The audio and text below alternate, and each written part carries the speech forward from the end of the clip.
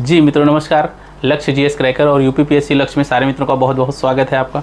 जैसा कि आप लोग चाह रहे थे कि सर बूस्टर लाइए और पीसीएस का एग्जाम इस समय नज़दीक है और आरओ का नज़दीक है, तो आरओ एग्जाम और पीसीएस के लिए जीएस के लिए एक एग्जाम बूस्टर करके हम एक सेशन चलाते हैं और वो सेशन बहुत ही शानदार होता है। कम समय में आपको कंप्लीट वो टॉपिक हो जाता है और जिसे वो याद भी हो जाता है। तो आज भी हम लोग एक नदियों पर एक बूस्टर लेकर के आ रहे हैं और देखिएगा कि नदियाँ अपनी स्थलाकृति में, मतलब नदियाँ जब निकलती हैं उद्गम से लेकर के मुहाने तक किस प्रकार की आकृतियाँ बनाती हैं, उससे क्वेश्चन बहुत पूछे जाते हैं और क्वेश्चन गलत भी होते हैं। इसलिए ये टॉपिक पढ़ाया नहीं जाता है ना। और जीएस आप पढ़ते हैं तो सतही पढ़ते हैं तो दिक्कत हो जाती है। यहाँ से अगर क्वेश्चन बनेगा तो आप गलत नहीं होगा।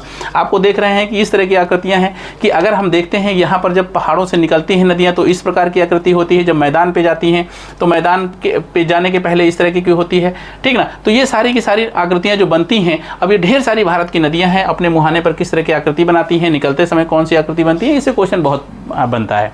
तो आज हम लोग पिक्चर के माध्यम से कोशिश करेंगे आपको समझाने का और दिखाने का कि आप इनको देखने के बाद याद कर लें।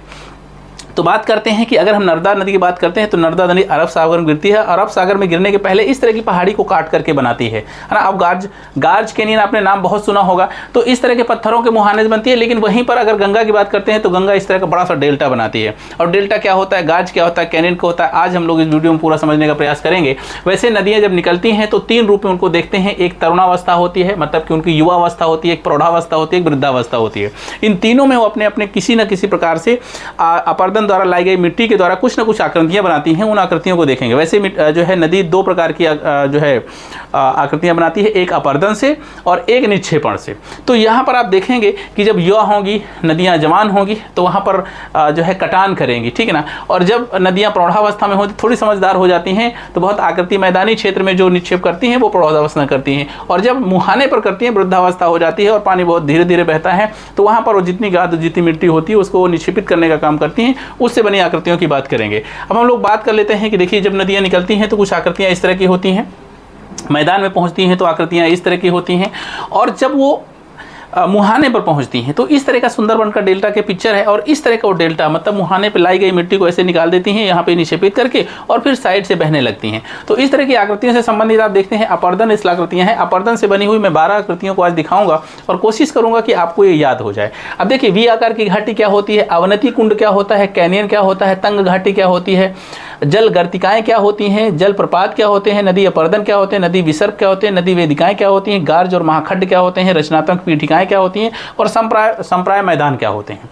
ये नदियों के अपर्दन द्वारा, मतलब कि अगर कोई नदी है वो बहा करके अपने साथ ढेर सारा गाद या ढेर सारा मिट्टी लेकर के आती है तो किस तरीके से वो अपने युवावस्था में काम करती है, किस तरह में अपने प्रौढ़ावस्था में काम करती है, किस तरह से अपने वृद्धावस्था में काम करती है, इस सारी जो है आकृतियां बनती हैं। तो हम लोग देखते जाएंगे और याद करते जाएंगे। तो ध्यान रखना है अपर्दन के कारण ये आकृतियां बनती हैं और निक्षेपण के कारण ये आकृतियां बनती हैं, जिसमें गुरुमुख झील है, गोकुर झील है, गिरिपादी मैदान है, जड़ोड़ पंख है, जलोड़ शंकु है, नदी मुख भूमि है, प्राकृतिक तटबंध है और बांध का मैदान है। इसको हम बाद में कराएंगे, पहले हम लोग इनकी देख लेते हैं।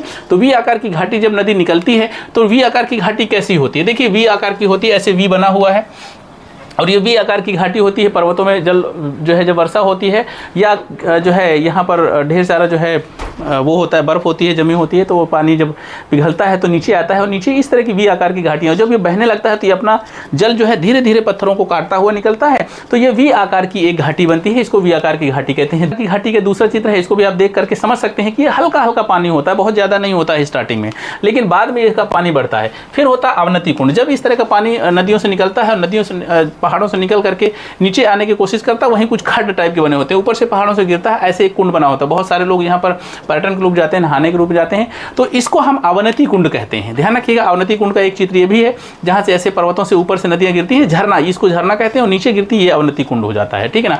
अब उसके बाद में महाखंड और गाज की बात करते हैं।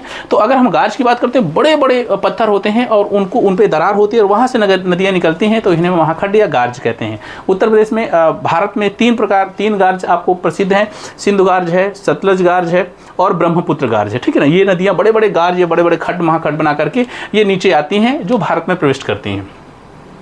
उसके बाद में हम बात करते हैं ये सारे के सारे गार्जों के चित्र हैं, आप देख सकते हैं इस तरह के गार्ज हैं। अब देखिए आपने पढ़ा होगा कि ब्रह्मपुत्र नदी यू आकृति में भारत में प्रवेश होती है, तो ऐसे ये यू आकृति है, ये पर्वत है और इसको काट करके ऐसे बीच से घूम करके फिर भारत में एंट्री कर जाती है। ठीक है, अब यहाँ पर देखेंगे कैनियन क्या होता है, कैनियन के बारे में बहुत आपने पढ़ा हुआ है। तो कैनियन इस तरीके की होती हैं, ऊपर से लगता है कि पूरा का पूरा ये पत्थर जो है बहुत कम जगह है और नीचे देखिएगा इस तरह का पूरा बना, यहाँ पे आप घूम सकते हैं, चल सकते हैं, नदियाँ अपना पानी लेकर के टहल सकती हैं। तो इसको कहते हैं कैनियन। बहुत पतली घाटी होती है और ये कैनियन के चित्र हैं, आप देख सकते हैं। और कैनियन अपनी युवावस्था में जब नदी पर पर्वतों से निकलती है उसी समय कैनियन का निर्माण करती है। इस तरह की कैनियन है। अब इस तरह का ये जो पर्वतों को काट करके बनाती है इसे कहते हैं। उसके बाद आता है तंग घाटी। तंग घाटी का नाम ही है तंग है, मतलब उसकी जो घाटी है उसका जो मुहाना बहुत पतला होता है, उसको हम तंग घाटी कहते हैं। पढ़ने के लिए आपके पास ये मैटर भी है, हम दिखाने के लिए हम यहाँ पर आएंगे। ये तंग घाटी बहुत पतली सी होती है लंबाई में और खड्ड टाइप की होती है, इसको तंग घाटी कहते हैं।